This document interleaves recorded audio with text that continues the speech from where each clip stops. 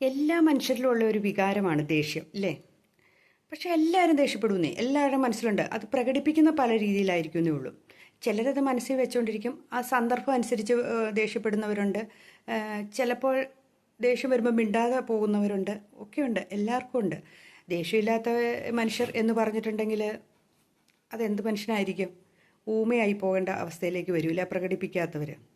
നിങ്ങളൊന്ന് ഓർത്ത് നോക്കൂ. ഒരു ഭാര്യയും ഭർത്താവും കൂടെ എന്തെങ്കിലും കാര്യം പറഞ്ഞ് വാക്ക് തർക്കമാകുമ്പോൾ ഭാര്യ ഭർത്താവിനോട് പറയണം, നിങ്ങളെക്കൊണ്ട് എന്തിനു കൊള്ളാം, ഒരു കഴിവില്ലാത്തവൻ, അല്ലെങ്കിൽ അങ്ങനെ എന്തെങ്കിലും ഒരു വാക്കുകൾ അല്ലെങ്കിൽ ഭാര്യയോട് പറയാമെന്ന് വെച്ചു.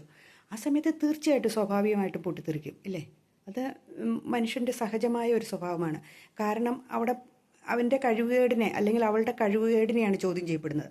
അപ്പോൾ സ്വാഭാവികമായിട്ടും അവിടെ ദേഷ്യം ഉണ്ടാകും ഇല്ലേ? അപ്പം ഇങ്ങനെയുള്ള സന്ദർഭങ്ങളിൽ അവർ തുറന്ന് പ്രകടിപ്പിക്കുകയും ചെയ്യുക ദേഷ്യം.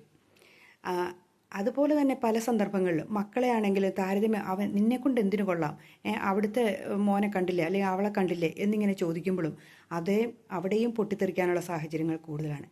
ഇങ്ങനെയുള്ള സന്ദർഭങ്ങളാണ് അധികം ദേഷ്യത്തിലേക്ക് പോകുന്ന സന്ദർഭങ്ങൾ ഇല്ലേ? അപ്പോൾ നമ്മൾ സാഹചര്യം മനസ്സിലാക്കി അതിനെ ചോദ്യം ചെയ്യുക എന്നാണ് എനിക്ക് പറയാനുള്ളത്.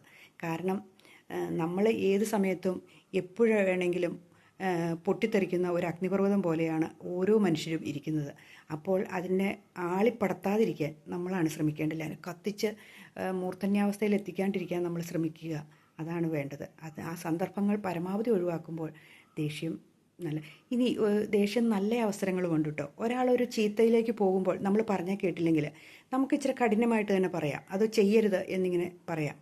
എന്നും പറഞ്ഞ് വെട്ടും കുത്തിലേക്കും പോകുന്ന കാര്യമല്ല. അങ്ങ് ചെയ്യരുതെന്നല്ല നിന്നോട് പറഞ്ഞ് എന്ന് ചോദിച്ച് നമുക്ക് ദേഷ്യപ്പെടാം. ആ സമയത്ത് സൗമ്യമായിട്ടിരിക്കുന്ന ഒരാളോട് നമ്മൾ ദേഷ്യപ്പെട്ടിട്ട് വായി തോന്നിയത് മുഴുവൻ പറഞ്ഞു കഴിഞ്ഞിട്ട് കുറച്ച് കഴിയുമ്പോൾ പറയുക, എനിക്ക് ആ ദേഷ്യത്തിൽ ഞാൻ പറഞ്ഞാന്ന് പറഞ്ഞാലും മറ്റേയാൾക്ക് ക്ഷമിക്കണം എന്നില്ല ഇല്ലേ? മറ്റേയാളുടെ മനസ്സിൽ നിന്ന് അത് പോവുകയുമില്ല. അപ്പം ദേഷ്യത്തിന് ഇങ്ങനെയുള്ള ദൂഷ്യവശങ്ങളും കൂടെ ഉണ്ട് എന്ന് നമ്മൾ ചിന്തിക്കുക. നല്ലതാണ് ചില സമയം അത് മോശവും ചെയ്യും. അപ്പോൾ പറയുന്ന സന്ദർഭം അനുസരിച്ച് സൂക്ഷിച്ച് നോക്കിയും കണ്ടും ചെയ്യുക, അത്രമാത്രമേ ഉള്ളൂ.